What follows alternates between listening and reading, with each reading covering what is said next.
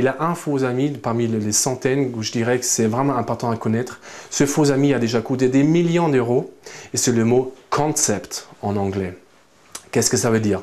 Quand un Allemand et un Français ils parlent en anglais, que la semaine prochaine, mercredi, il a une réunion et on va discuter d'un concept. Alors maintenant, ça s'est traduit différemment dans les deux cultures. L'allemand, il comprend un concept à l'allemande, ça veut dire c'est chiffré, c'est détaillé, c'est à l'écrit, beaucoup de chiffres, des détails là-dedans. Et donc il arrive avec ça dans la réunion.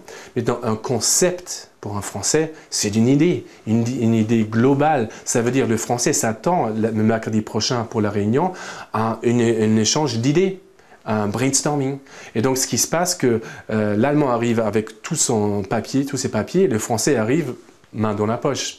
Et vous imaginez déjà, là, ça commence tous ces stéréotypes qu'on connaît. Les Allemands déroulent leur concept, l'agenda, tous dans le détail. Les Français disent, mais qu'est-ce qui se passe ici? Mais tout est décidé, pourquoi ils m'ont invité? La prochaine fois, je dois rester à la maison. Donc, ils disent plus rien, donc ils sont un peu vexés. Les Allemands sont surpris, pourquoi les Français ne participent pas? Ah oui, à mon avis, ils n'étaient pas préparés. Et on arrive à la fin de la réunion et on n'a pas de résultat. Pourquoi ce mot a déjà coûté des millions d'euros? Parce qu'au lieu de faire une réunion, vous en avez fait au moins 4.